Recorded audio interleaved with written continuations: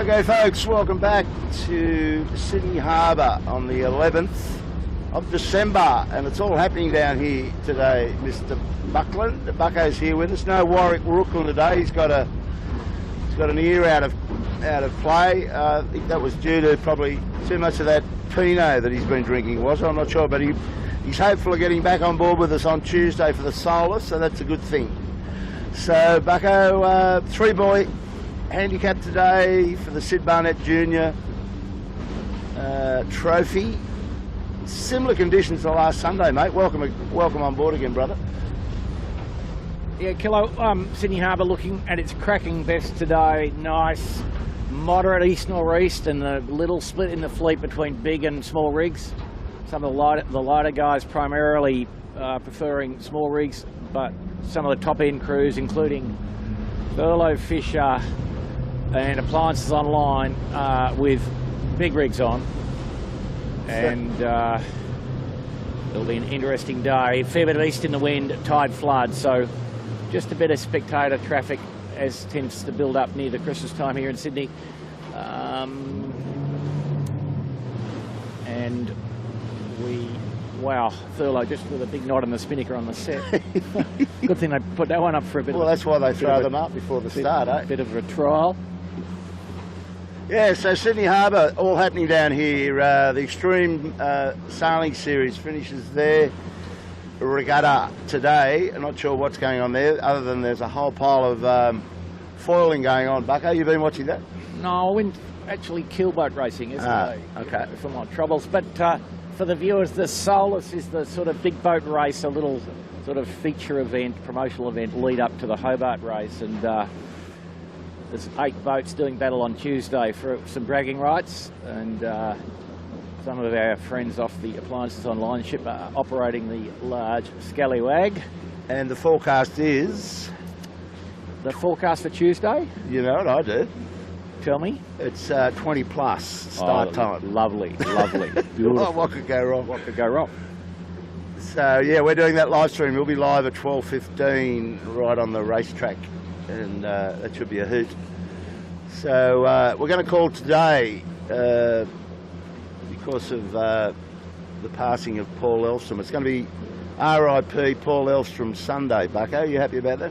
He's a mighty man, that Paul Elvstrom. We all knew about him when we were kids, didn't he? He was like some sort of I don't know, legend. Or we didn't even know if he was a legend, but he was certainly revered at a young age when you were about 13 sailing a VJ. He was God. He wasn't just He was revered. God, yeah. No, you're right. He's God. And for the viewers who might not be quite aware of the history, but he was the guy that kind of wrote the first book that tried to explain how to win races properly, at least in our little world. And he managed to win 4 consecutive gold medals in single-handed dinghies. First of all, in 1948, the London Olympics, where the yachting was held at Torquay on the south coast of England, in a little boat I think called a Firefly, and then 3 subsequently in a fin dinghy, and he went on to win world championships in 505s, Flying Dutchman, Snipes, anything Stars. with a mast. Yep. And late in life he took up catamaran racing with his daughter Trine, and they got a bronze medal, and he did say that he wished he'd taken up catamaran sailing a little earlier.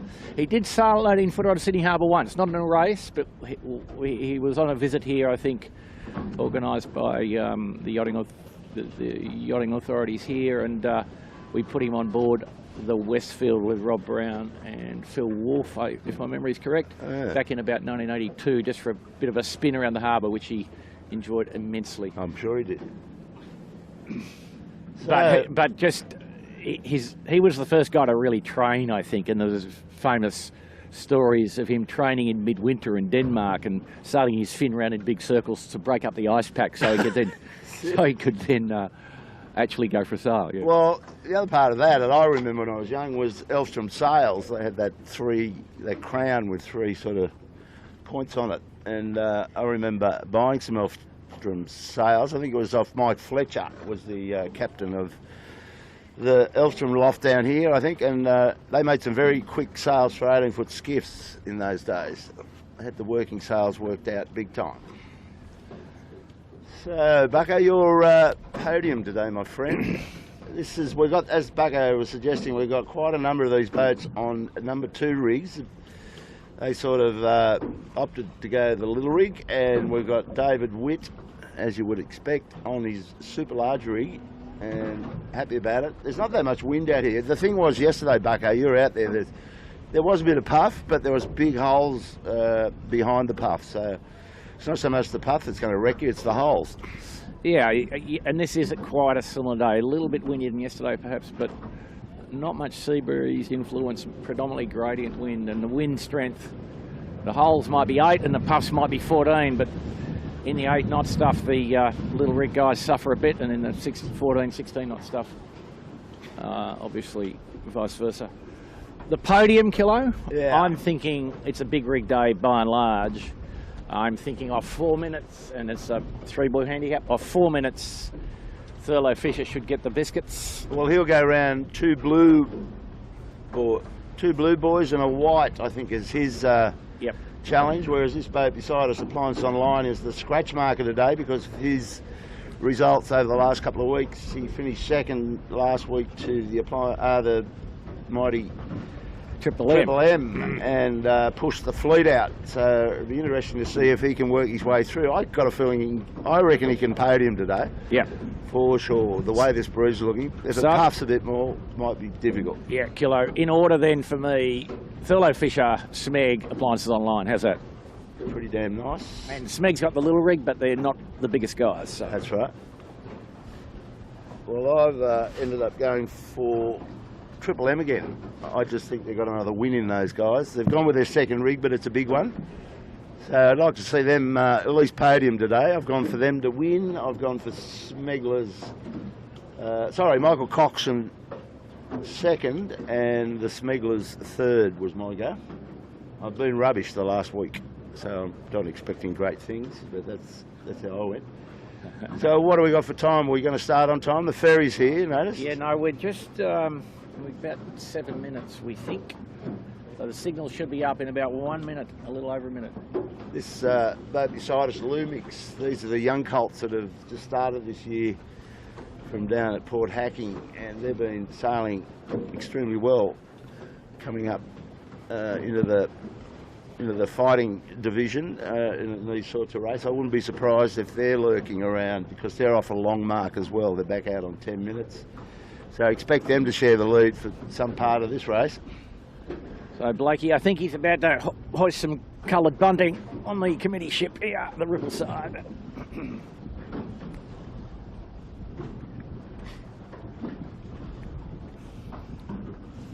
I was talking to David Witt the other day. I'll share a little story with you folks.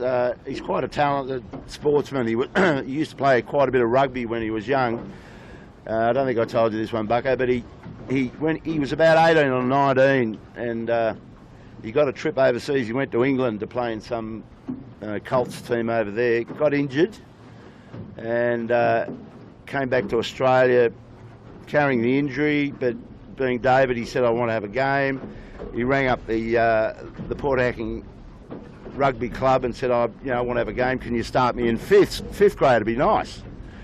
So he said, oh, that's great, come down. So he's gone down to the club on the Saturday and he couldn't believe the amount of cars parked down there, just parked out.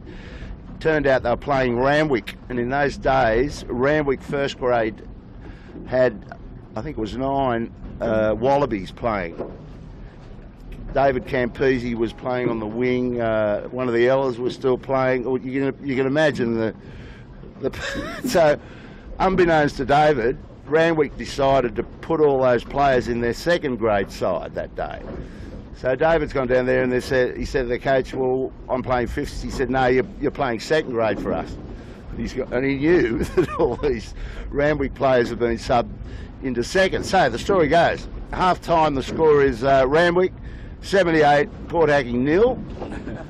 And the coach said to David and the boys, I don't want to be thrashed. I can't be beaten 100-0.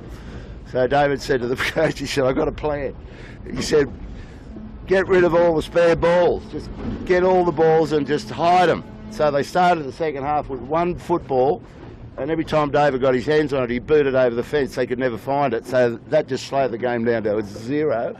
They ended up losing the match 89-3, and David kicked the field goal. It's not a bad yard. That's a beauty. That's our boy.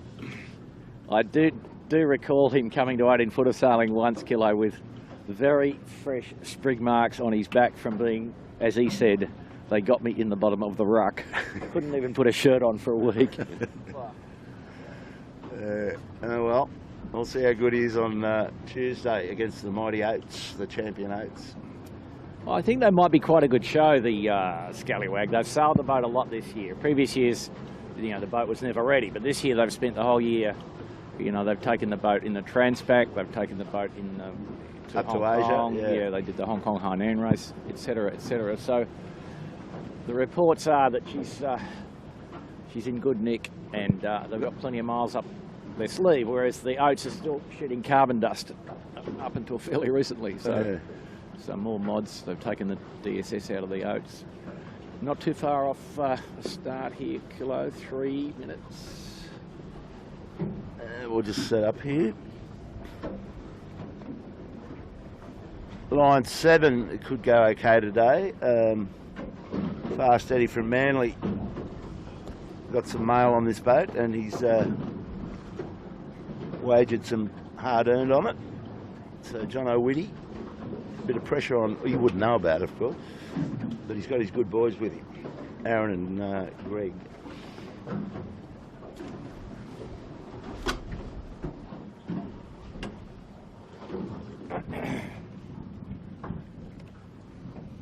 So, just to fill you in again, it's a scratch start, 3-boy handicap. Scratch start off this start line here. We're just west of Clark Island, as we were last Sunday, and it's straight up to the Boucher Boy. 3 handicap boys await them up there. There's a red, that's the closest, the blue is the middle one, and the white is the furthest, and that's the one David will be addressing all afternoon, and others will come into that white mark rounding as their handicaps unwind. So then it's Spinnakers on to Shark Island, which is always a testing little challenge. Jibe the show there and come back to Clark Island for the takedown. That's completion of 1 lap. Straight back up the Boucher Boy, round those 3 marks, straight back down VMG Run, straight back up, and then shoots on back to Shark. And for the dash for cash, see who gets the podium today. That will fill up the Syd Barnett 3-boy for you. Yep, coming towards 1 minute, Bob. 1 minute. Yep. And we did see some pretty interesting needle threading into Shark Island last week, did we not, Bob? Yeah, Appliances Online. Appliances Online won the prize for the most difficulty award, but difference between 1 more puff, 1 less puff, and there we go, 1 minute. Okay, we'll get back there. Blake's got the camera on it. Yep. So, run out tide, don't forget. No. Run in tide, sorry. Kilo. What am I talking about? What are you saying, indeed? Middle of the line, popular. Again, this line setting gives them some bailout options. We're seeing them get going a little bit. Appliance line on port tack at the other end, Bob. And he's going to brain it down there, is he? If he gets the timing right. Yep. Well, he's got confidence about all that. And Thurlow's lurking down there as well. Yep. Thurlow coming back to the fleet now. Dave's got to put his bow down seriously to get in on it. Yep. Here he comes. Here he comes. I think he's a bit early. He can put his bow down a bit. Yeah, but I mean, there's still 5, 4, 3, 2, gone. He's got him. Oh, recall. No, he hasn't. He wasn't over. He wasn't? No. So what number are they putting up, Bob? 5? 5. Number 5. What do we got? Thurlow Who Fisher. else? Just 5? Yeah, just 5. 14. 5 and 14. Appliances Online. Well, he wouldn't know that. He can't see it, And so he's Triple just M. going to charge on. Yep. There goes the pick the podium killer. I didn't have him in my podium. I had him in mind. Triple M's gone back. Oh, well. Triple M's figured Triple it M out. was the other one. Yeah, he led the pack out of the He is windward in end. my podium. Gee, I thought that was a bit harsh. I thought he got that about right. Anyway. Well, that sort of buggers up your first lap. They still haven't gone back enough. They're still trying to negotiate that restart. So that's what happens. Pull the trigger too early, and there's not too many boats around you. You cop it. Blue mix coming out on this port tack. Second rig going nicely. Rag and Famish up ahead of us. Higher. Pedro Bolzoni.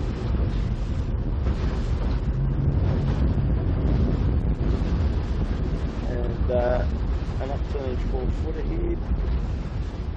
Now DeLonghi's another one with the big rig, Bucko. Yeah, we didn't talk about them too much in the lead up, did we? But you know, I think they're big boys and they would fancy their chances with that rig. They don't look comfortable when they're underpowered, and that's not going to be their problem today. But what we see here, probably the strongest wind on the track right here, about 14 knots, so just towards the top of the range for the big rig. The Smeg probably the leader at this stage. The Yandu got a couple of seats in row F, and the Thurlow didn't do too well out of their port tacker, but no, they came back in and got swamped. That doesn't probably bother them too much, I would have So thought. do we know who's steering ASCO today? Because I can tell you that Marcus and Sevi are doing duty on board the Sean Langman steered GC30 or GC32 falling catamaran over to the left of us. They've been at it all week. So he's got a couple of fill-ins. One guy's a Hungarian. I think he's in the bow. Yeah, they didn't bless us with the correct filling out of the sign-on register. Well, so they're not used to filling out the sheet, and I just don't know how well they know this harbour, so yeah. Find out. Thurlow looking good. Nice and high. Squeezing pretty high. Trent Barnabas, Dave O'Connor and Michael Coxon coming back into the race pretty readily there, I'd say, Bob. Yeah, for sure. And the Plaza line from the far side, even though they've been recalled, Smeg will lead. So Smeg with a small rig going to lead here by a couple of boat lengths. Well, you think so? It's a funny angle you're looking on. We'll get over there. David's got his bow nicely up. Yeah, no, Smeg's across him. Okay.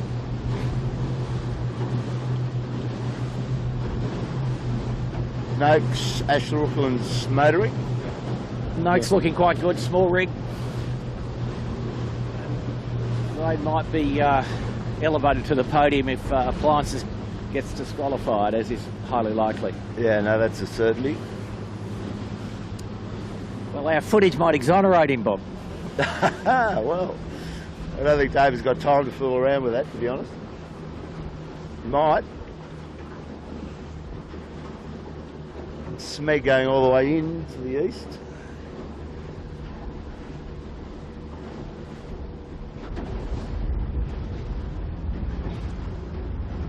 Yeah.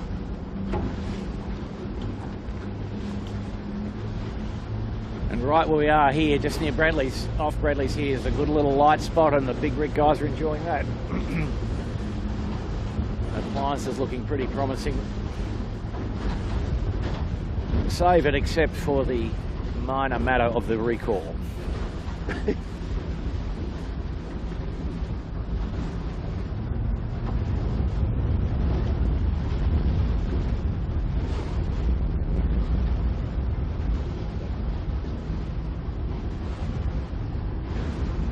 Yeah, Noakes must have gone pretty quickly there into the headland at Bradley's, Noakes having to duck Appliance on line. If you want to come around here, Blake. See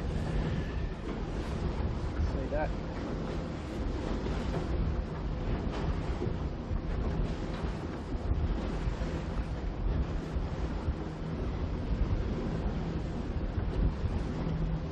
Fiasco. A little bit slow out of the tack, not bad. Soggy looking tack.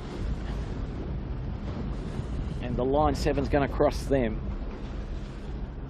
So we're just a bit in the way there of the Coopers, Bob, up the exhaust pipe I'll get here. out of there. But,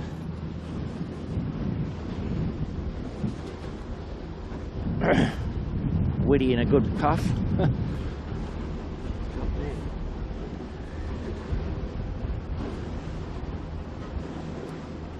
Witty's going over the reef by the look of that. He's tagged. No, there's not. It wouldn't be too There's not good. water there. He's just got enough distance to cross the line 7. Wow.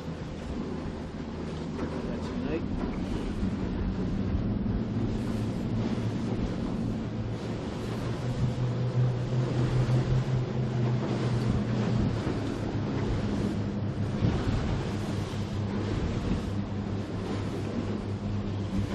Lee Napton back on board, the mighty Smigglers.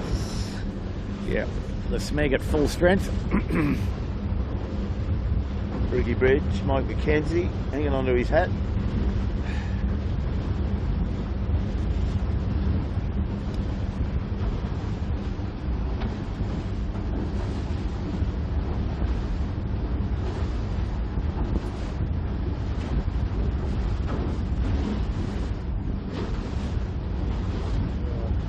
You got a nice line up here into the western shore, away from the spectators, away from the ferries, and away from the beginning of the flood tide as well. So he looks like he'll lead at the windward mark pretty comfortably, Bob. And the impressive thing with these guys, particularly Lee steering it, they know their waypoints on this harbour. They know how to get long legs. They go to a point and they tack, and then they get a nice stretched out long leg to get to the next shore or wherever they're going, and it just minimises their tacks. Have you noticed that, Bucko, over the... Yeah, no, they do not tend to tack too much, you're right. And we often observe the actual cost of the tack, but they're looking pretty comfortable at this point, aren't they? Okay. And probably Thurlow Fisher is leading. The boats have gone on to the eastern shore, quite a long way away from us at this moment. Cruising up here with the Smeg, beautiful. Well, smooth water. Smeg gets his bow up here coming off this shore, he'll just carve them up seriously by the look of this. He's the only one pushed into this Taylor Bay headland. Motoring along. Sorry, mate?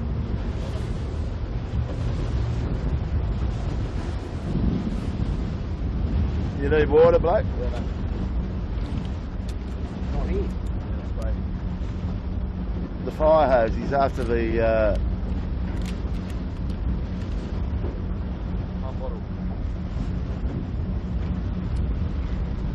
It was on that one, yeah. Is this the new one? That's the one.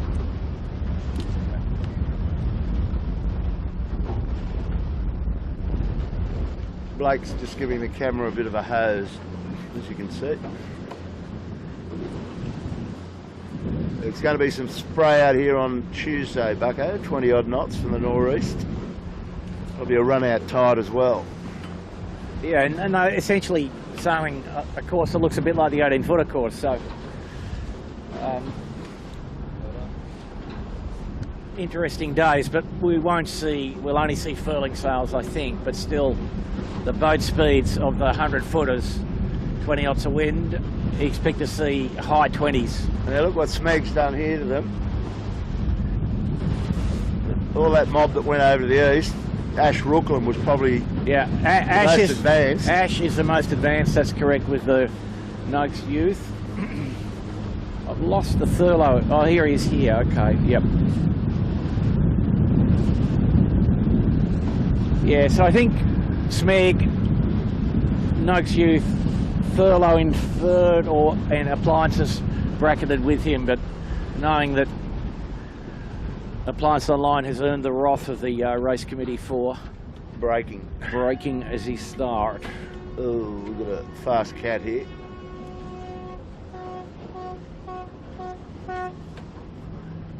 Fast and annoyed cat by the sound of it, mate. Likes the horn. I tell you, he could go well with his second rig, and has shown that before, as Keegan York's Compass Global Markets. That rig goes pretty good. probably like a bit more pressure. Yeah, no, they're all stuck with that problem. He needs to be up range further, Bob, to operate, I think. The mainsail doesn't look quite powerful enough for this wind speed. It's not a very big mainsail either, if you would notice. Might be that big Compass Global signage. But he might prove us wrong. Oh dear. No, he's going well. Smeg, long leg out to the east. Yeah. So I think that's the right side of the track for today. A lot of east in the east, and it's a similar structure to the wind of yesterday, where there was about nearly 60 degrees difference between hard left and hard right. And I was racing inside the harbour in a keelboat a bit further up the bay. It was quite a tricky day. So Keegan just barely 3 strings there, the Compass Global. But Blake's shooting the ASCO out the back. DeLonghi hanging in the middle of the fleet here. Hanging in. But I would suggest that the leader will come from the eastern side, and Appliances is going over to join Smeg, so it may be that they will be first and second at the top mark, if that's correct. Well, if it's in the east, those boats over there to the left of us are going to get smashed coming off that shore, you would think. Yeah. And what we've seen is the Smeg is standing right into the rock at Nielsen Park, which is the correct Where did John Winning end up out of all of that? modality. The Yandu is in Chowder Bay having a picnic, Bob. Right, there he's one of those guys. Yeah. Not probably advisable.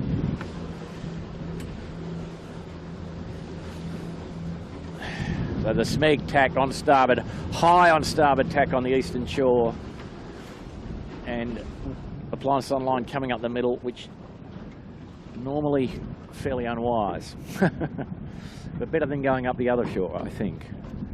Well, he's got his bow up there to us. Yeah, but have a look how bow up the Smeg is going. Yeah, no, they've brained them over there. Banked all the money in the east and getting a big paycheck. So they're on a blue mark for the first time. So you know what that means in these 3-boy handicaps. Got a the leader on the racetrack goes around a short mark. He's gone. He's gone. He's gone. Yeah, Bob, so where we're sitting here in the middle of the harbour, not windy at all. You know, breeze. No, big holes. Breeze We said that Breeze before. about 10, yep. And Smeg in nice pressure up the east. We'll go and sit up in the back of Smeg and get an idea where these other boats are. Yep. Coming back at them.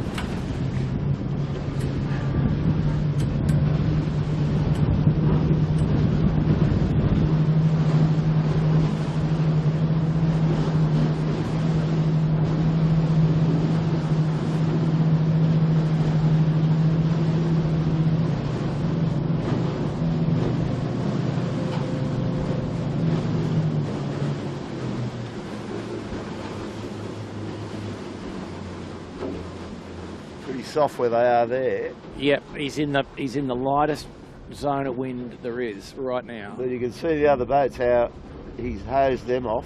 That's the other chasing pack with David Witt, Compass Markets. Quite a handy break. Just by sailing those long legs and out of the tide as much as possible. Good bit of pressure coming to him now, so he's not far off a lane. He'd be happy with that result, although it generally would pay to, in fact, overstand up to the top mark in this easterly bent wind. But he's back in full pressure, and he's going to the blue mark, Bob. Yep, correct. So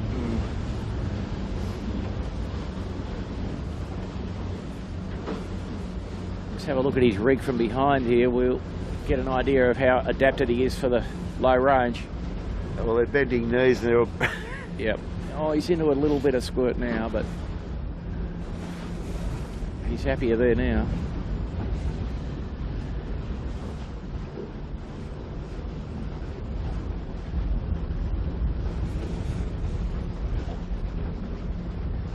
looking across at Appliances Online, they're fully loaded over there, plenty of pressure, and they've got the big rig, of course. And Thurlow's come up the middle not too badly, actually, Bob, just to the left of us here. So, behind us is compass. Thurlow goes around to blue. Yep. So these guys are going to lead by, I'd say, the thick part of 40 seconds, 30-something seconds. Trying to get their lay into this angle in. Yep. Bit of rough water and a bit more pressure coming.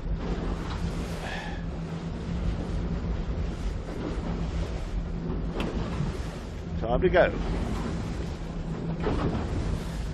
Oh, no. Drop the tiller. Okay, well, they're easy around that. Yep. And David's tacked for the white mark, which is effectively the Beetle buoy. I don't think he's going to get there, though. Well, Smeg has tacked a little short. No, they'll squeeze up. Oh. Will he be angry if he doesn't, with himself if he doesn't get there? Won't he ever? A little bit of flood tide, just enough to give you a bit of trouble. That's right. So that's our leader around the blue mark. Now the rest of these boats are on blues as well. Asco, it's on blue. They've come up there all right. Yeah, well, the Asco dug hard right. They went the furthest right and they've come out the best, so we wouldn't want to say it, but gee, we did mention that possibility. And well, they're just not going to be able to get there in front of these two poor tackers, though. Compass Global's done well, although might be underlaid here a fraction once they duck. Oh, no. Here we go. No, they're okay. So Compass and Asco tied together. Yeah, and Thurlow with the big rig should be able to get comfortably up to second down this run here. Should blow their doors off, I would think. So Trent Barnabas back in the bow, a good sign. Trent back in the bow, not that his replacement was any slouch. Wow, great set on the Compass Global Markets. Ooh, Cocko. The Thurlow nearly in the tide. Wow. Hot. So now the chasing pack here, Bob, the Noakes Youth, Cooper's line 7. Yeah. Okay, so David had to do a cheeky little tack back. He didn't lay, so that's cost him a bit more. Yeah, so the race is right here at this point in time. Line 7 next. Flood tide and easterly wind, always a tough combination, Bob. So we've got two big rigs in this pack, DeLonghi and Mr. Coxon. Oh, we missed the Lumix. There was some red. There you go. That's how the 3-buoy works. See Lumix down to leeward down there with the black chute. Yep. He's leading the 10-minute boats around there. High is one of them. And I would imagine Ollie Hardis is in that group somewhere with the beautiful looking foils. So is Triple M, my pick for today. He's got a red mark and 2 blues to do. Yeah, the Triple M didn't go up the beat too well, Kilo. Well, they were called back. I'm sorry to report. Yeah, they did go back. That's correct. They had a big penalty out of that. Give themselves an uppercut for that one. So the Smeg off towards the jibe mark will have to do probably a little jibe out at Nielsen, but not a big one. And as we've noted, we would expect the Thurlow should be able to make mincemeat of them down here, but Asco in a bit of strife. Yeah, I'm not sure what's happening there. No pressure. And a bad jibe.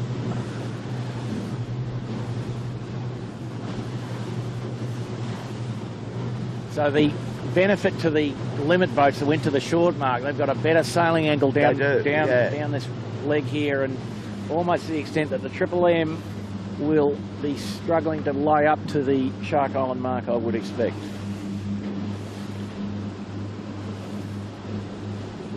And the other problem they have is that they get trapped with underneath the wind shadows of the windward boats. Smeg's jibed out. Yeah, he had to do a little jibe. That was predicted. And now we'll see Thurlow make some yards. Big depth in the puff for the Thurlow. And they will not have to jibe. So the Thurlow with the big rig making the yards that we would have expected. And Smeg being pretty adventurous with their jibe angle, I think, because looking at Thurlow, wow, just big sails difference. Yeah, big sails, and on the face of a screamer though, Bob, as well, yeah. Very local bit of wind here at Nielsen Park. Wind speed here up to about 12, 14. And we're riding with 62 at the moment. Little rig end looking pretty comfortable. Yeah, no, that's comfortable as. Yeah. A little bit different story on this. And now, Blake, if you come around to the right, we'll get a bit of Thurlow at full tilt. Always a great thing to watch. They know how to send it, these boys. Yep. I think the Smeg now around, coming up in front of them a little. I think the Thurlow can bank some depth here and make some more gains. Got two of the... They haven't made much ground on the Compass Global Markets, to be sure, but they've certainly closed up on the leader, Smeg. I'm thinking Thurlow will lead at Clark Island, Bucko, with all these little sails in front. I think I would agree with you, Bob. Big sails. And he's just come down here with just a perler, though, hasn't he? Just hauling them in. Yep. And you know, you sort of can't do what Compass has done there, just sail deep in the lull. That just doesn't cut it. And they just sat there and waited for the wind to come, and the Thurlow at full tilt, just coming at him hand over fist here.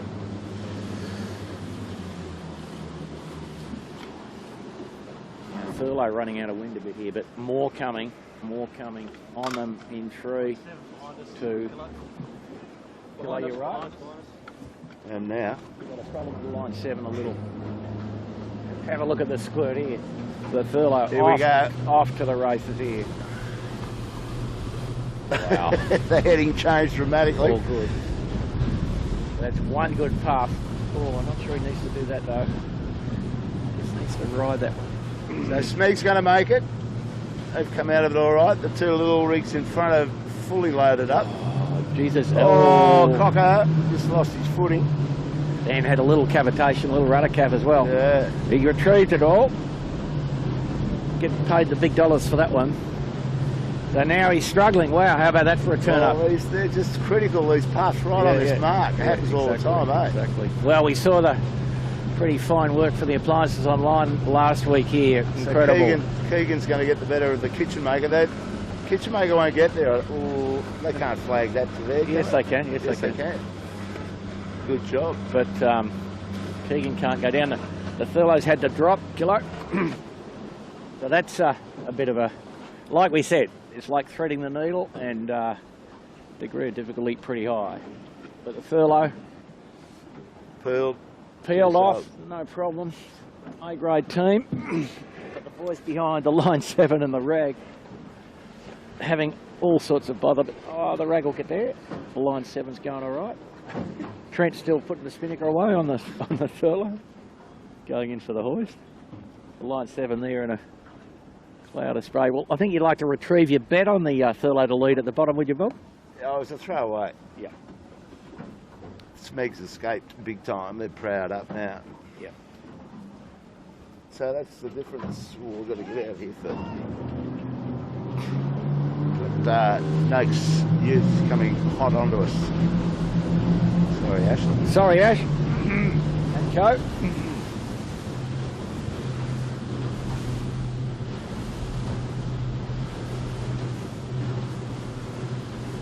Job off.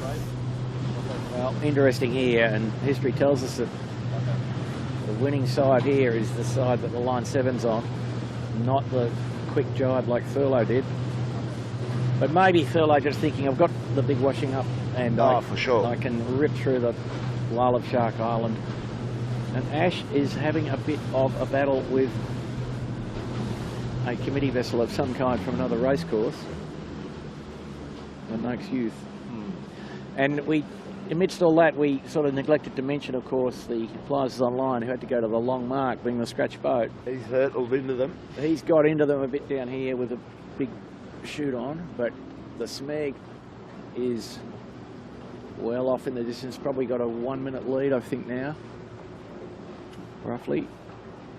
So despite getting peeled back a bit on the way to Nielsen Park, he David in good pressure here. Managed well.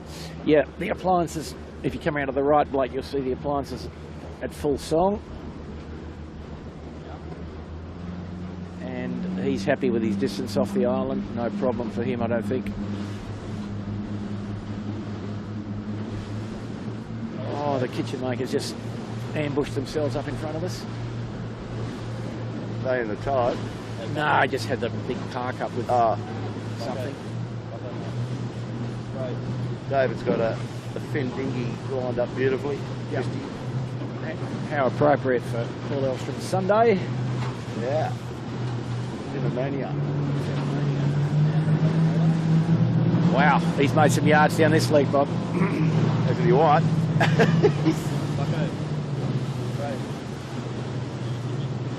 He's passed 1, 2, 3, 4. He's probably in front of Coco here.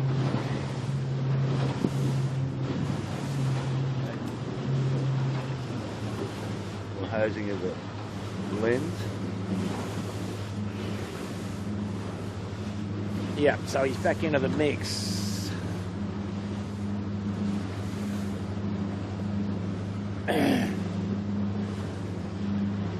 Back in business. And Smeg a bit hot into the bottom. I see Bob over there in the distance. Yeah, I'll say what. The easterly always is tricky, and the traditional jibe angles, you can't be complacent here, and you've got to really think it through. All these boats are going to arrive together, methinks. Yeah, it's going to be a bit like that, isn't it? The Smeg around, and we'll give you an accurate time. He's got there fairly tidily in the end. A little bit of wastage, but and the compass, lo and behold, up to second, cleanly second. And he's a bit hot into the bottom as well, by the look of it from here, Bob. Yeah. So David's just got to get a gauge on this. He's got all these boats coming back on port. David's enjoying this on starboard, let me tell you. Yeah.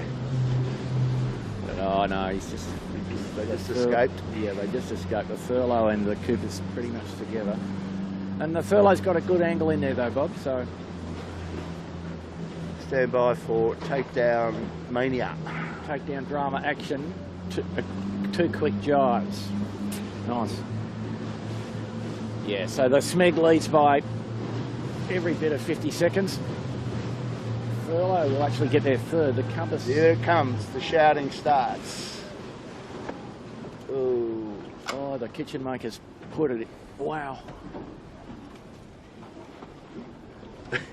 Thurlow gets in by the skin of his teeth. Yeah. And appliances will go around the outside here and come out of there, probably put the foot down, reach a bit. We in the way again, Bob. Oh, the kitchen maker dicing with death. Well, we've got to get a little bit to the left. Hello, Adam. A little bit to the left, a little bit to the right. Stay where we are for the moment. Stay where we are. Right. Scapesville. Having a wrestle with the camera, we're having to... How do we get right? Where are we on the course, Bucko? We were in fourth place there for a while, Bob. So, 2 little rigs, 2 big rigs. Yep. Hotly pursued by Rag and Famish, Noakes Youth. Stephen Quigley still alive, escaped from the dreaded swim. So that completes 1 lap. So you'd have to say the Appliance Online has done pretty well, although they were recalled, but at this point... Well, he went to the long mark. That's probably worth, what, 40 seconds? Well, allegedly a minute, yeah? Or 40 seconds, I suppose, yes, indeed. So, Smeg leads, and they would be fastest time if we took out the handicap at this point. Long way to go. Long way to go, yeah. Big VMG run back down here towards Clark next time. Should see the AOL light up, but he's still got to go all that way to that long mark. Although, is Smeg going to the long mark this time?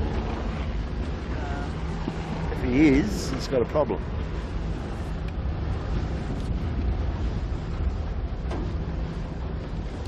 Yeah, Smeg's to the long mark, indeed. And Thurlow is on another blue, I think, which gives him an advantage. Rag and Famish is on the long mark.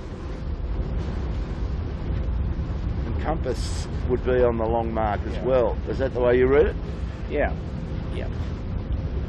So, So Bob, you know, the difference in the marks is essentially 2 minutes. It's a minute upwind and a minute downwind, or, you know, that's the theory. yeah, about a minute by the time they get back to the other. Yeah, with the chute on. No, 2 minutes. Ooh. In fact, well, not 2 minutes, but that's the assumption. Let's call it a minute. No, it's more than one. Okay, I'll go with you. We'll have an idea when we get up there. No, to unwind 4 minutes of handicap, you go to the short mark twice, the blue mark twice. Yeah. So Coco gets an advantage. Yeah. So the wind obeying the model, breeze not building at all, and where we are here at Bradley's Head with Thurlow and appliances. You can see that power in that rig of David's. He's climbed up underneath Thurlow there. I don't know what he's thinking about tactically here. That's incredible. I hope the depth sound is working. Gone to the bricks. Boys. Yep. So he took a little bit of risk there because the water is not that deep at this point of the tide. Just watch the Coopers, I Bob. got him. He'll be coming right into the white light.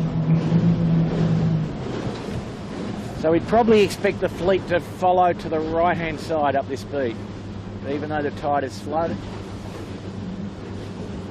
Meg's come back. So our leader has come back. Global's come back. Compass Global.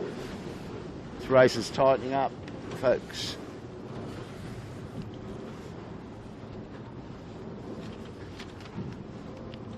Yeah, Compass looks, even though they're sailing quite well, they're not looking fully powered up, are they really? They're just hanging there. Still, the little rigs are winning at this point, but the next run is the opportunity really for the guys with the big rig. VMG run, 2 mile VMG run, 30% more sail area. The gain is usually significant, but in saying that, we would always note the ability of the SMEG to burgle their way in downrange conditions better than anybody. Correct. So Compass has got to go to the white mark as well. So Thurlow's got the luxury at this point. Well, Thurlow's is having a big fight with appliances online over there, and the boats look pretty even speed-wise, in fact. Wow, the breeze is spookily light here at the moment.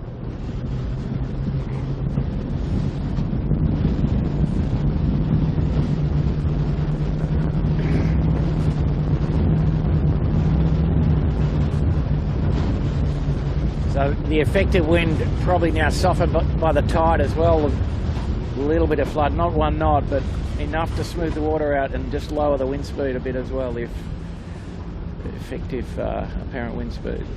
Well, Compass, see, this is what he does. He's deceptive through the water. We don't like him. We don't think he's that fast through the water, but he's got to be fast somewhere because that's the leader. Smeg is just what, 20 metres to weather of him.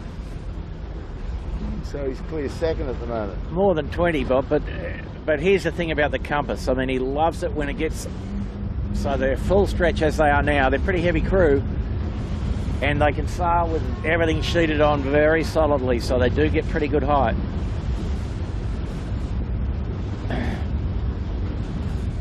And mid-range and up, the rig's fine, but they didn't look that comfortable downrange earlier. But anyway, they've fiddle their way through pretty well.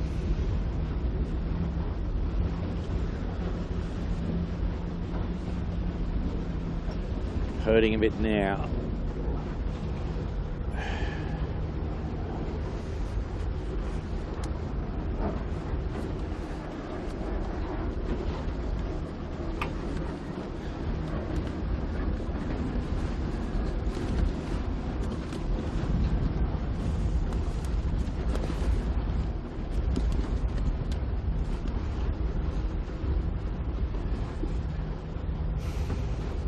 You can see that he's only easing just a couple of inches of sheet. The Matt Stender in the middle and I think Angus Williams in the bow.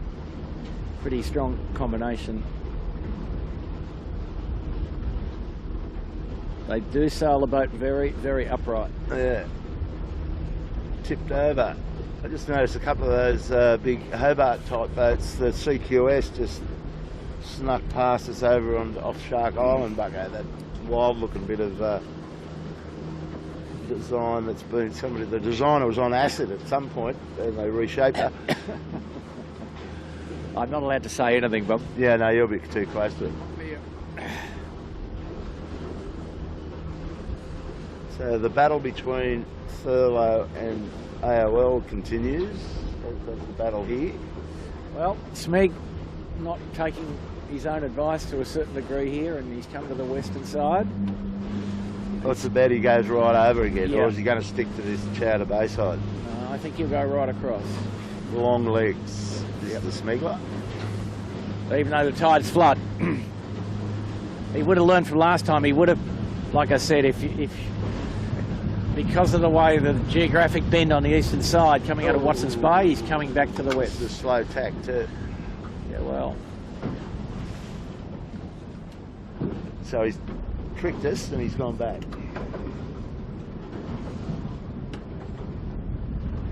So it may be that he's just decided that he needs to stay in the maximum amount of wind with his little rig, Bob. I don't know. Well, you bet your life he's liking that idea. So we've got a bit isolated here. Well, look, Appliance Online dead downwind from us, Bob, so he hasn't gained anything against the Smeg.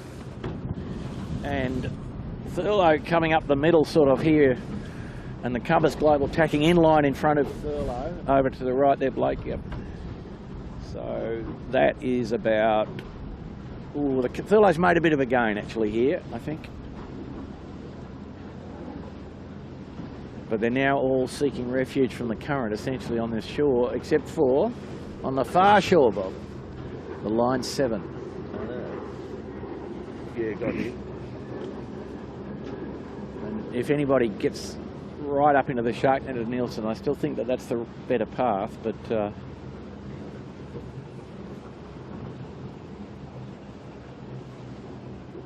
Cooper's hanging into Thurlow. Oh, he's actually taken a bit out of him, I think.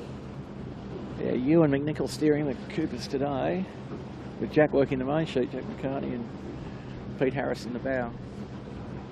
Ewan doing a pretty good job. They were a bit wobbly last week, but it looks like the gallop has done them some good, and they've been reasonably efficient so far today. Now, DeLonghi is an interesting one. He is on DeLonghi. He's on blue, blue, blue, so he gets a bit of assistance, but he needs to pick up the pace and get up with this leading pack. Because Thurlow's on blue. Oh, he won't be that far behind Thurlow. And John Winning's on blue all day as well.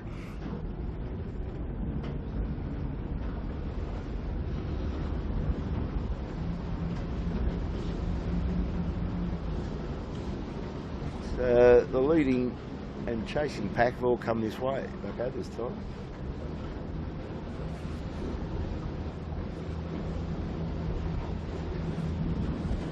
Yeah, now line 7 in the middle looks pretty strong though to me, Bob. Got pressure? Got pressure up near the big Yeah, I got it. the maxi boat. That's the blackjack. He'll be out there on Tuesday. He's had a bit of an add-on to his mast height by the look of that. Got some height. Yeah, well, the old Volvo 70 rig was intended for around the world, so not a bad call. Be a nice cheap alteration too, Bobby. Just do it in your garage over the weekend. Yeah, mate. sure. No worries. Probably the thick end of $250,000. When it all done. So we're travelling here with a DeLonghi. Pretty comfortable big sail in Chowder Bay here.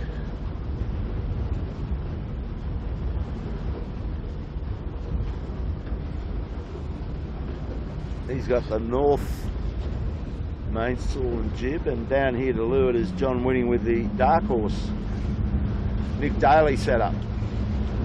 Which one of these do you like, Bugger? You probably like the Nick Daly one, do you? Oh, how can you not love Nick? No, this stuff on Woody's boat looks great. You know, they're really, really good. And maybe just a bit much jib twist there, but the sailmaker didn't rig the boat. Didn't rig the boat, no. But just a little bit too open, I think.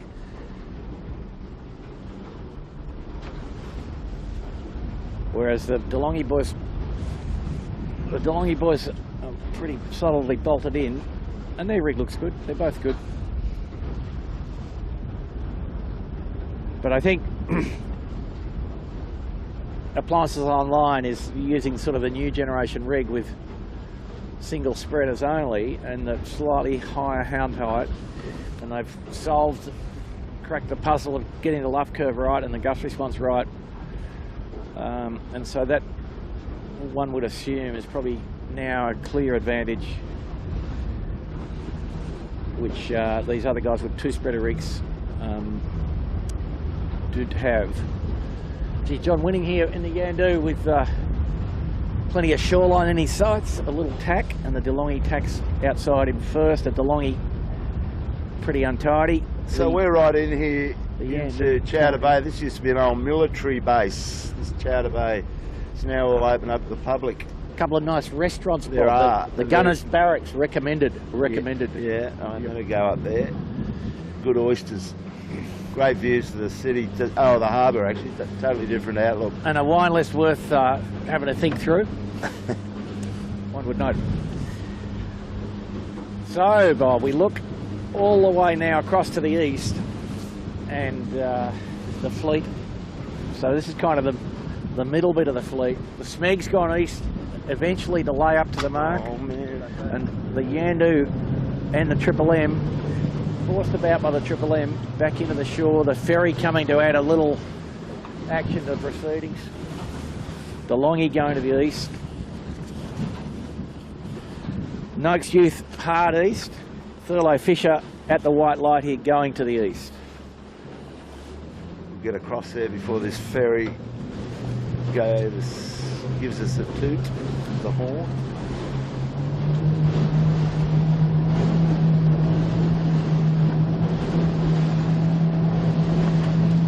Compass has still got him, he's still hanging in there, so he's going to a white mark. Michael Coxon going to a blue. Line 7 will be blue.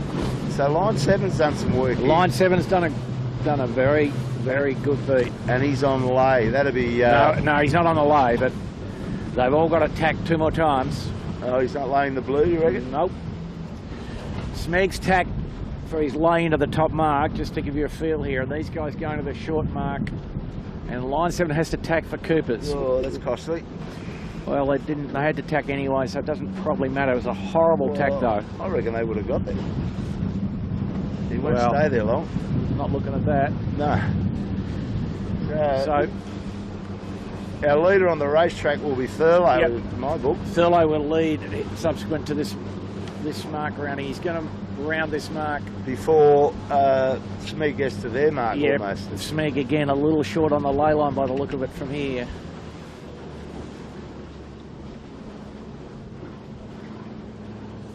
So Mr. Coxon takes the advantage of the blue and will lead him. Now, this could be rather I'm out of town. Cocko, he's got the VMG run with the big chute. So he's got about 40 seconds over the Smeg, having gotten half his handicap back there. And Appliance is still on a wind. He's going up to the white mark, being the scratch boat. So out of all that, we would expect Thurlow will be first. The next boat in here is line 7 finally. Line 7 after a pretty ordinary tack, but the line 7 will be in second and the Smeg will be third, to be followed by the Compass Markets, indeed. Smeg rumbling through line 7. Wow. Oh, over the top of him anyway. Yep. That's the race to the podium, and here comes Keegan York with a good clip on.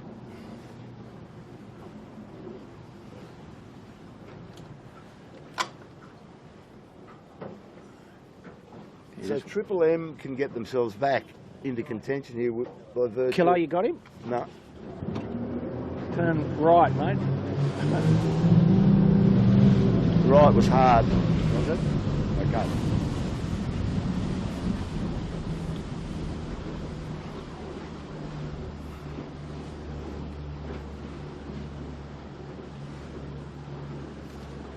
Yeah, we need the eyes in the back of the head. No doubt Well, about these that. 3-boy races sort of trick you up a bit. So the Cooper's done a jibe set up the top here, Kilo. Or it's setting a jibe, should I say. So they're thinking there is more wind down on the western edge.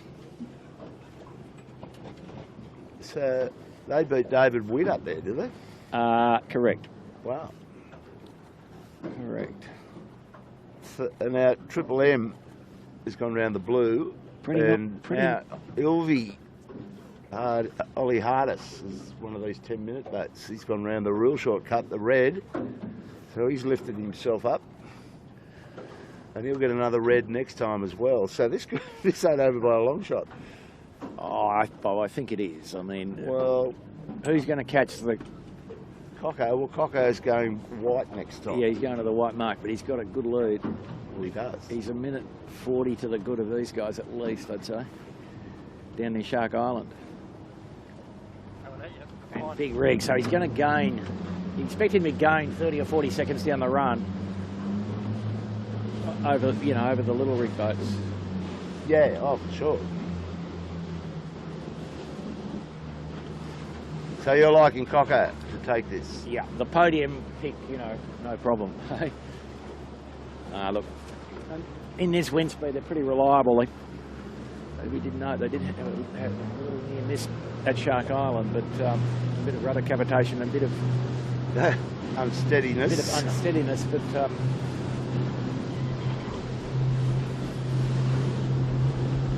not the sort of day where you would expect them to be having any capsizing type issues.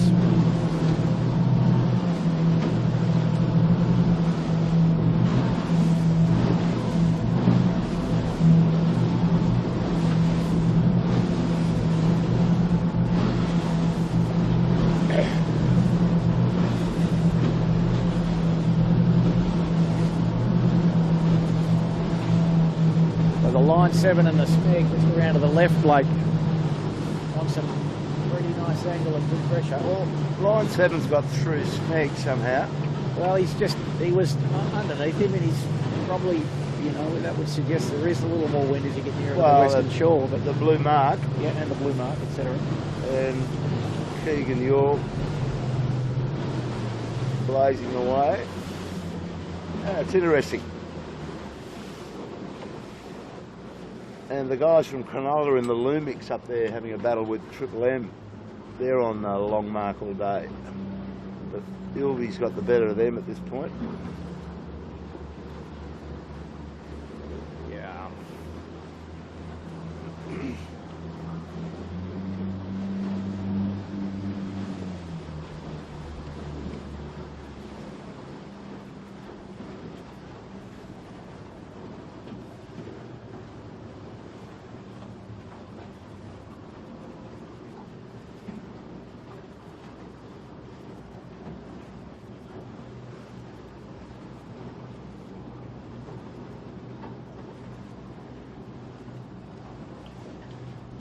Right. We'll light it up and go and visit Mr. Coxon if we can catch him. Yeah.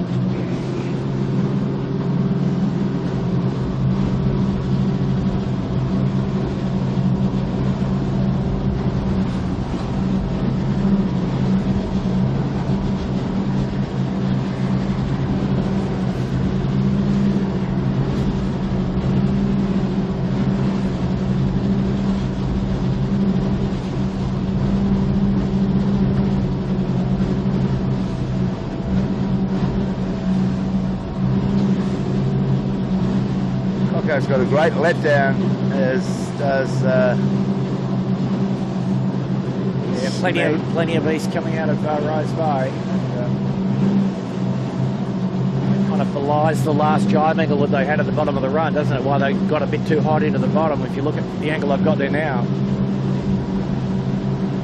like he's not far off the lay into the bottom mark from the junction boy at Bradley's Head.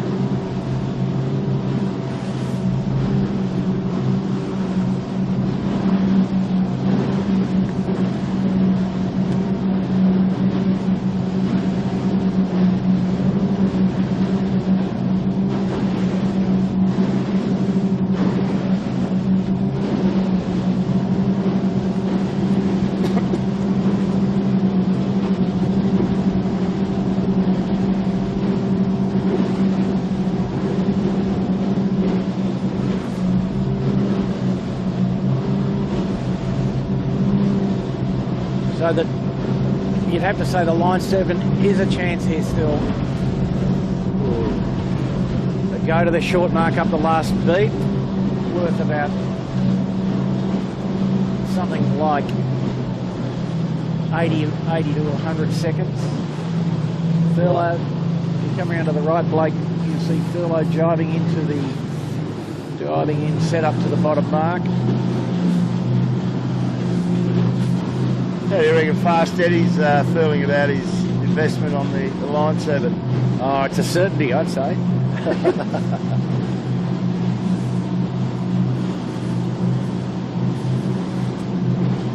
Puzzle of the boys, the rounding mark. So round goes Cocko. One more lap to do for these guys, and they've got their nose in front.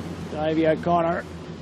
Oh, there's been a little slippage, but pretty tidy around the mark despite all that, and Trent just tidying up, and that's all pretty effective stuff. The Trenter is like a lizard on that boat. And the Smeg a little understood here, I think. They have to do 2 more little jibes, which is going to hurt them. I don't think they can get down from there. Line 7 looks pretty good in there. Yeah. Smeg too high. Yep. Line 7's done a good job down there.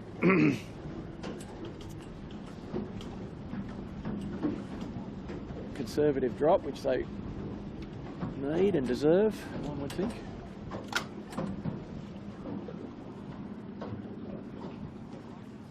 So the Thurlow did not gain much down that run. I'm not sure why not, but they didn't. Breeze lightening here and going east, going back to the right here, Bob. Wind here at the mark, probably not 10 knots, even 12, not even 12. A little bit of fuffle on the water. So Thurlow's got a 1 minute cushion, just a little more than a minute and 10 or something. So well, probably, just depending how the beat plays out, you'd expect that line 7 and Thurlow will be neck and neck at the top after their handicaps unwind this last time.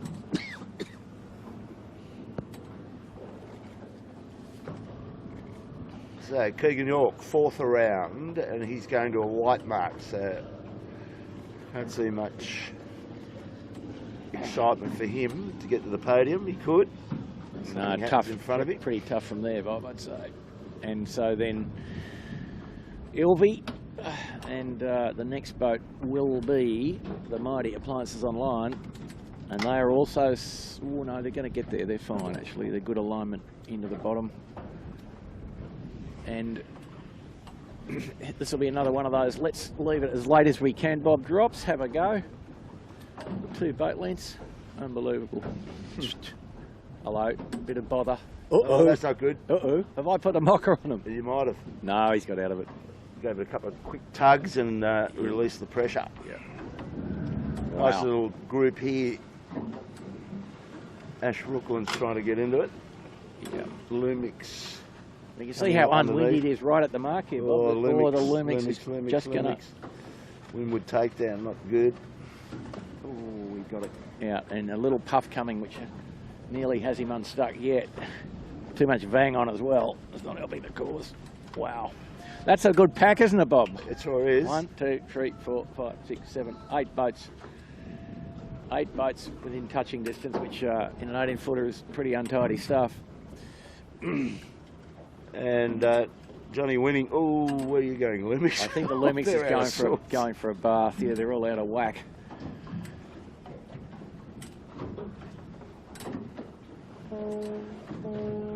Well, I guess we would think though that Thurlow Fisher should be able to win the race from here, Bob. Big rig, breeze, not building at all. Yeah. And just the critical thing again probably will be the thread the needle down to Shark Island.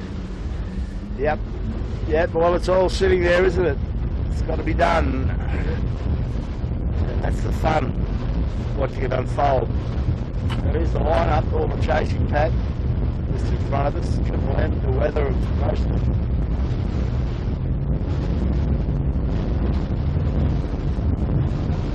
Manly Ferry just on cue here. A little bit of vocal from the ferry bugger. Yeah, the Manly Ferry, a bit of curveball, but Ilvy and Appliance is going to be affected by it. Ilvy probably worst affected. Appliances might stand on because very effectively steaming straight up wind, and the wind shadow not all that serious. And if you tack on the leeward side of it, which is the position that Appliances will be in, you can suffer for quite some time. Well, this is quite a manoeuvre. Try and slow your boat down to take the stern of the Manly Ferry. Yeah, he's David Witt and the Appliances boys now. They decided they have to tack. And not a very good tack at that, but that's a horrible spot. Yeah. Oh, he's probably okay because the ferry turns at the junction buoy here. But he's got a major dampener on. Well, no. Appliances still got clear air. So Coopers, who was very close to Appliances, elected to stand on. And we're getting a big wave from the ferry. The punters ferry. Going to Manly. Summer down here, folks. Everybody's happy. Don't know how you're going up there in the northern hemisphere, but get another log on the fire, you should be fine. Get the snow shovel out. My young bloke Angus is living over out of Seattle on the San Juan Island. He sent a photo back the other day. There's about a foot of snow around the abode. My little granddaughter making a snowman. So just way different.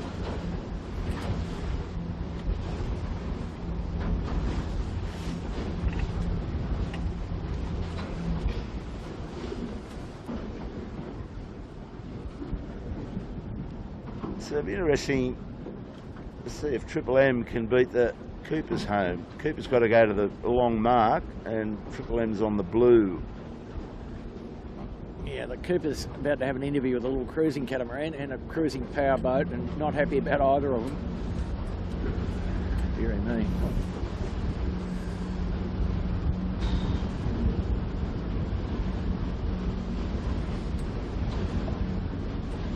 James Ward opted to out that one. Get out.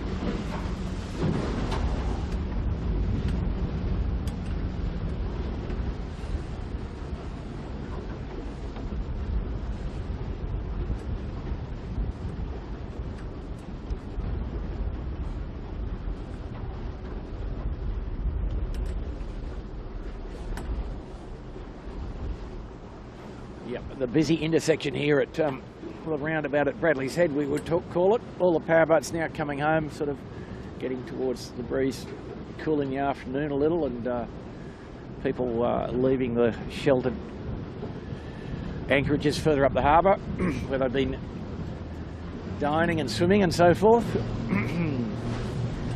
It generates a lot of traffic around this corner because all of the marinas and boat storages side of Middle Harbour are essentially upriver of here, upstream. So we're looking at the Coopers coming back for more on the western side. Appliances after tacking off for the ferry all the way in the east. The Line 7 in the east, and the Thurlow Kilo. We've lost the Thurlow. He's over here to the left, I think, somewhere. got those black sails. He's hard to spot. Yeah, where's he? There he is, going into chowder in front of Smeg there. Yeah, See you're right. the red sails on Smeg. Well, he's well advanced, but the breeze has plenty of east in it, and the line 7 has consistently, I think, been most consistently east all day, so we'll see. The line 7 has the opportunity pretty clearly to go back to the east for some more.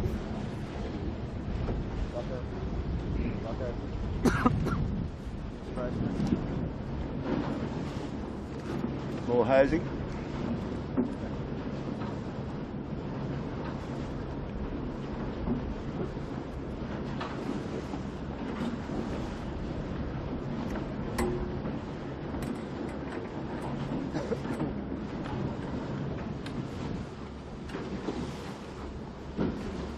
Why don't we go and have a look at the appliances, Bob, because just to judge how mid-rangey the wind is, you know, big rig. Just come round, Blake, to your... Well, it doesn't matter, just come round. The appliances right off the back of us here.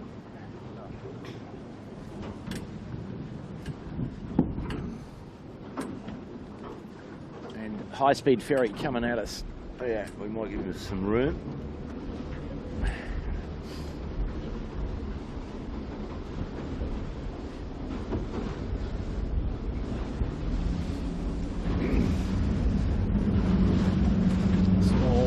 Tsunami. Yeah. So what you were looking at here, Bucko?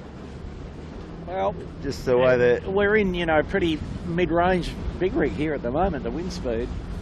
Just about to step into a bit more, but just want to have a look and see. He's just got a little bit of backwind, but everything bolted in pretty regulation, and wind speed at where he is now probably only 10, 11, a little bit more further up the bay, but pretty soggy east northeast. Looking at that, you'd think he would go back to the east, wouldn't you? Anyway, There's plenty of pressure over that way. well, you saw the puff that they had at Nelson Park on the run. That's a geographic feature. It's not a sort of oscillating function. It's just there. It's a bit of downslope wind off the eastern suburbs. Well, he's just got out of that little vein, and he's got his bow down with the rest of them now, so he's out of that easterly effect. Yeah. And he's obviously going to hightail it right across. There's Michael Coxon way up there. Or was that a 12-foot skiff on our bow? Yeah, that's a 12-footer, Bob. Thurlow's standing hard into Chowder Bay. Got him. He's right, just tack. Yep. No, he's on starboard still. Is he? Yep. A couple of 12-footers in the way, which confuses us all, but they look like a small rig 18. But David's up a bit more now. yeah, full pressure. Breeze a little right-hander there.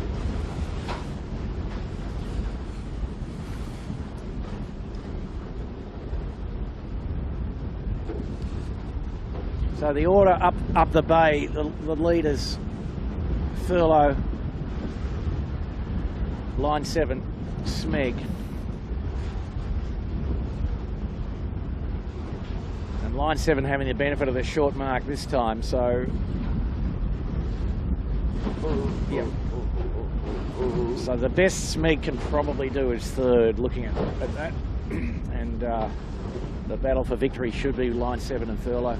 Well, we've got a high-speed ferry. It's going to thread the needle and a big block of flats heading this way. Well, there's a Manly ferry going, there's a high-speed ferry coming, there's a block of flats coming. Sydney Harbour at its best. Yeah, so the appliances, you know, just nice up-range big sail for them, and everybody, you can just see, absolutely parallel with the water. And just a bit uprange there now, full mainland version, so more wind just here, in fact. Let's go around the outside here. It looks a bit grim going in there. Yeah, with a couple of bits of spectator wash that we don't really entertain too well. Thurlow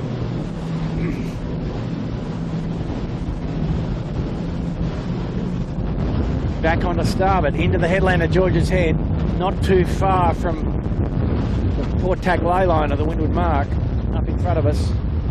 We're riding here with compass, slugging it out for a look at the podium, but not likely to get there. They're going to the longer mark. Well, we're going to have a look at line 7 because he's doing just fine. Just tack off military base in there where we showed you before, right in on the shoreline. And he would be a minute behind Thurlow, Bucko, I don't think. Yeah, he's 1 minute, yeah. I'd say that not much has changed in the beat. Well, that'll get him in front on the water, is my tip.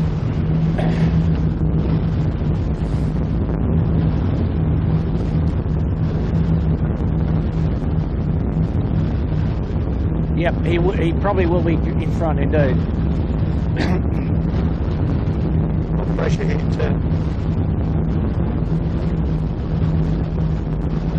Just depends. He's not laying the mark though, Bob, so by quite a long way actually.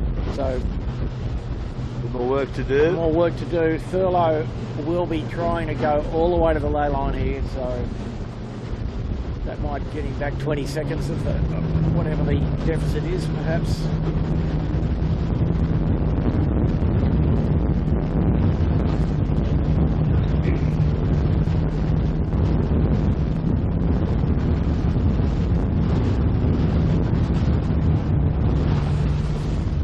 Looking at Thurlow here, he's pretty close to the ley line. Yep. Having a good look at it. Yeah, he can lay that even in the flood tide. Here he goes. And I think he's gone fairly conservatively, as long as he doesn't get too big a header on the eastern shore there.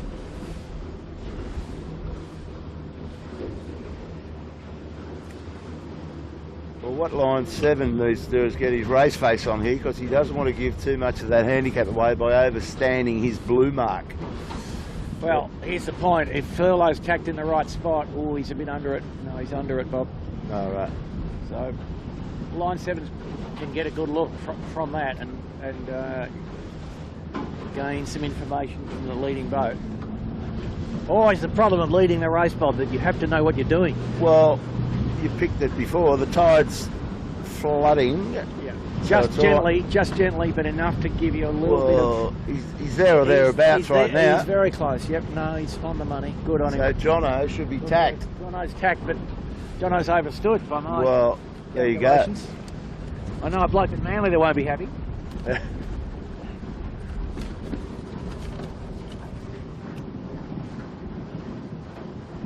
Oh no, they're all on the white mark. Sorry, guys. Oh, Lumix is on white, is he? Sorry, everybody. Line 7 and Thurlow both on the white because their handicaps. Told them so. Told them so. Sorry. Well, I thought he was on blue. So what's his real handicap? 4 minutes? Yeah, they're both on 4 minutes. Sorry, guys. Well, line 7's been doing a good job. Yep. Smeg's also on the white. Now, Triple M is on the blue, but he's just a little bit too far back. No, he can't make up that much, mate. The Thurlow, good lay, and we wouldn't put the glasses down, but we'd have to favour them to take the biscuits, wouldn't we, mate? Well, she's never over until that big fat singer gets on the stage. They're now called plus-size ladies, Bob. They're not called, FAT anymore. That's not correct. What do they call them? Plus-size ladies. Plus-size ladies. Okay. Plus-size. I must remember that. Yeah, politically correct. And by the way, I've got some information to tell you. Last week we were struggling to find out who was in command of the Sea Hunt, the TV show. We were struggling with the man called Bridges, and it was in fact Lloyd Bridges. As distinct from Ricky Bridge. Yeah, he's a very distant cousin of Ricky Bridge. But he was the father of Jeff Bridge, on the bridge of the submarine, apparently. And that's as clear as mud to me, Bob. Yeah, no, I don't know anything about it. So here we go. The Thurlow with not a very handy set actually, which is not like them, but anyway, off they go. And just about 20 seconds there, so. Oh well, that's the podium. That's how it's shaping up. Yep. Keegan York's got to come all the way back here. So does David Witt. Except for Triple M. It's about to tackle the blue. So I think we should probably chase down these leaders, shouldn't we, Bob? Oh, for sure. I've got plenty of acceleration the left in thread the the boot. needle, you can see from here already. Now, hang on. We're back, boy. Oh, Ilvy's just rounded the red mark. Yeah. So he's leading on the water. Yeah. Sorry, we But missed him. He won't be... I think the Thurlow will be confident of being able to... Well, we've got to go down and give him some airtime to see if he March. sweats up. And here comes Triple M to join this party. Yeah. And No Youth, I think. No, they're going white. Going to the white mark. Yeah. So round goes Triple M. The winner last week. It'll be a bit difficult from where he is unless there's all manner of problems for these front three. Go down and get onto Ilvy and just see if they're sweating up or not. Bugger. They got their lane to the island, you'd think. Yeah, off the red. Looking at these guys here, you know, Thurlow with the big washing, with the big rig on, probably going to get there with no jibe very comfortably. Ilvy from the shorter mark probably didn't get there with no jibe comfortably, and line 7 from the longer mark with the small rig going to have to do 2 jibes. And the Thurlow's at full wick, so they're not trying to soak away from the headland at Nielsen Park. Just comfortably mates along, boat at full poke for the wind speed. And a little cruising boat that might not know how much danger they're in. Yeah, they're getting a good look. So Thurlow's got his nose in front. It would appear. Yep. Only just.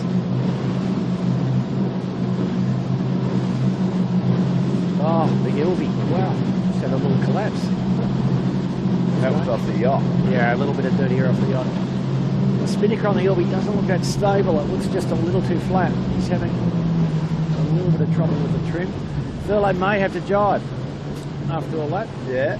Well, Ilvy's going to have to drive as well, unless he gets. Oh no, he doesn't. Well, He's off. I mean, Thurlow be thinking about what happened last time. They had to drop the chute, and he's now got a good header. Yeah, the Ilvy chute just a little bit too flat for this wind speed and angle. A little bit too hard to trim. The Thurlow does not have to jibe, and he's just right on the money for the corner.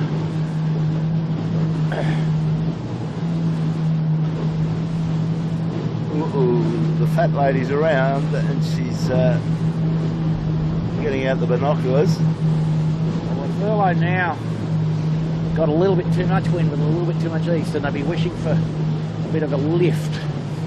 Not going to get it for a while. Not blowing too hard though in front of them, so I think they might be all right. A bit more coming here, Bob, but it's not east. It's rotated back a little bit from the first run. So just a bit closer to true northeast and comfortable. A couple of minutes here for them, a minute or so. Not very much wind.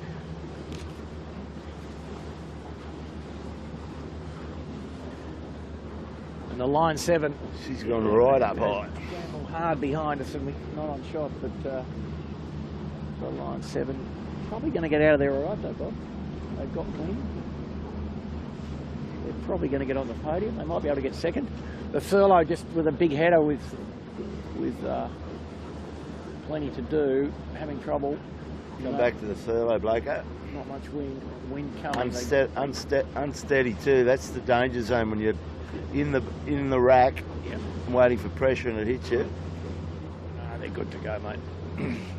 Trent loves this. Not over yet, Bob. Big puff coming for them near the mark, but they've got a bit of a margin of error up their sleeve here, so they've done well. They've judged it pretty neatly, I'd suggest. But a good little squirt, just 10 seconds away.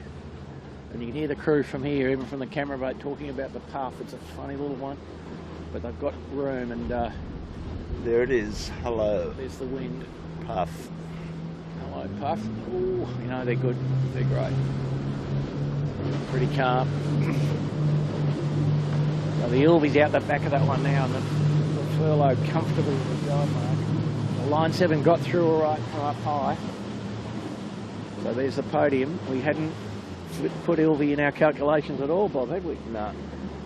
He's off the radar completely. That's the 3-buoy system. And the Thurlow jibing fairly early.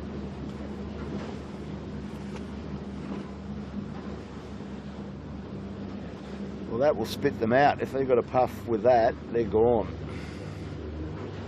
It's interesting, isn't it?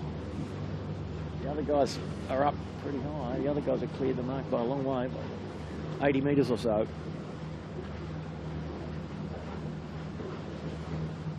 Like so, you put the glasses down, bugger. Yeah. So the jibe angle, for the viewers, the jibe angle for these boats, there's wind speed's about nearly 80 degrees, and there's just no other way to sail the boats than at basically full riding moment utilisation. That's the best VMG. So even though it might seem like the boats have travelled extra distance, the additional speed does make up. The line 7 in with a chance for second here, I'd say, Bob. Ilvy jibed a little wider. The line 7 too early though, maybe. He's chancing his arm there with the light air under the island, but he seems to have gone okay there. Well, I'm just looking back at Lumix, who got all sorts of problems down the bottom at Clark Island the last time. He was off the same marks as Ilvy all day, the red mark. So he's shuffling his way back again. That won't get anywhere near his podium, but he'll finish probably in the first 6. Rise and rise of the Lumix boys. Yep. And for the viewers, yeah, Smeg remains in 4th. And now, tough tussle here for second. Ilvy versus line 7. And I think the line 7 got a bit more sail, so and they're into the new breeze first, and a better spinnaker as well, I think, on the line 7. So we need to favour them, and their execution generally a little better than the Ilvy. So probably the line 7 will be able to get up and go across the line with our leader. Stick there. Yeah, if we go down and rejoin the Thurlow, you'll see they're sailing off into the sunset with the harbour bridge in the background. Pretty nice. Can't see any extreme sailing catamarans over there. Oh yes, I can. I can see them now. They're dark sails as well. Some dark sails against the shoreline. Darkness of the shoreline, the shadows of North Sydney. The Thurlow, pretty convincing here, Bob. Oh yeah, no, well, we fancied him. I put him into my podium. I think I had him in second. I had him. I had Smeg third. Yeah. I had Triple M first. That fell over. Well, 4 minutes is a pretty generous rating for this crew. Would be yeah. Oh no. Well, that's right. Well, that's particularly in a nor'easter. Yeah. You know, it's their favourite wind. Bread and butter. Yep. Of course, bread and butter for these guys. Well, with the Pick the Podium people, I'm not sure how many we had pay to play, but there was $200 up for grabs. For some person that can thread that together and beat the others. Got the jibe angle correct. How about that? Surprise us all. And over she goes. Go you good thing, Thurlow Fisher Lawyers. Having trouble getting the mates on the top, but anyway, that's another story. There they go, the winner of the Syd Barnett Jr Trophy 3-buoy handicap. That boat, Thurlow Fisher Lawyers. Good job, Cocko. Davey O'Connor and Trent Barnabas. Pretty popular mob, yeah, and always great to watch on the water. Yeah, very, very clever. And the line 7 boys have got the job done for second. Nice lay line into the finish. Also coming at it with a head of steam. Well, Cocko would be happy the way the boat, even though he went round a couple of shorter marks. David went the long mark, but when they were side by side, he was. No, they look pretty good together. They do look very competitive. So just 35 seconds odd to the line 7, and that's a pretty good result for those boys. And here comes a heated up Ilve. That's good for Ollie. I'll get him off the 10-minute handicap for the start of proceedings. It starts on the 8th of January, Bucko. We've got a little break. Tell you what, there's some hot... Have a go to the right. Smeg's going to easily get 4th, but there's the rest of the players are really down low on Lumix particularly. Well, Lumix is going to lay from there, so he's got 5th, provided he lays, of course. But I think he will, looking at the angle of the Smeg. Just a bit strange, isn't it? A bit of east in the wind, as we've noted, and... Watch this. Wow. They're only rookies. This is a quite test for them. Wow, okay. I'd forgotten that particular thing. Oh, the kitchen maker's going to get there. Beautiful. Yeah, Stephen Quigley. Good job, those guys. Oh, the Lumix, indeed, underlay just by the smallest of margins. So Simon Nern. Well, the DeLonghi with and the Panasonic's going to try to put it in the tide. They've been doing that all day. They have. We better send them the page out of the textbook, you know, about vang off. Yeah. Bow down, thou shalt not, etc. Anyway, all good.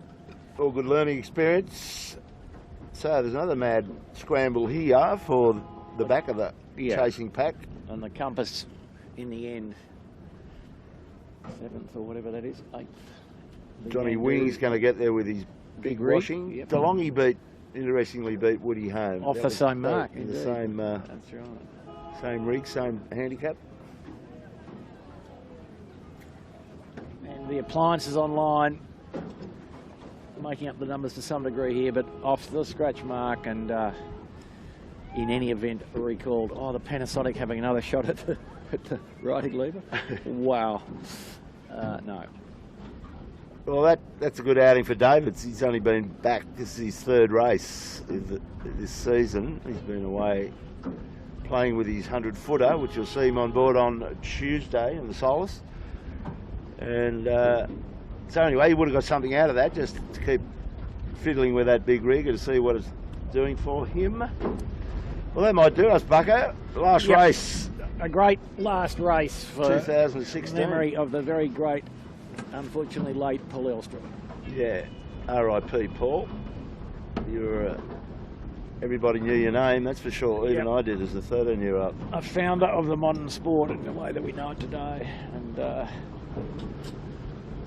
okay, well that's a wrap, Bucko. We'll see you back out here on Tuesday, bright and bushy tub. Hopefully we've got Warwick with us, gets his ears tuned. Blake Kirby, thanks buddy for coming out, mate. Merry Christmas to you. We won't see you until after the New Year. And Michael Chittenden down the back, the chits, snapping away like a madman, doing all that great work, posting all those, all of his images up on the Pick the Podium Facebook and International Skiff 18. So Bucko, we'll go back and join the throng in the bar. Yeah, we'll seek market intelligence Solace race from certain parties. Yeah. And perhaps lubricate those proceedings with a glass of Peroni, do you think? Okay. All you 18-footer fans, wherever you are, Merry Christmas, have a great break. Keep the snow shovel handy if you're up there in the snow country. Camera Cat saying farewell, have a great time. See you in the new year. Although we'll see you on Tuesday. You should be coming on Tuesday if you're sorted. Bye now. Bye now.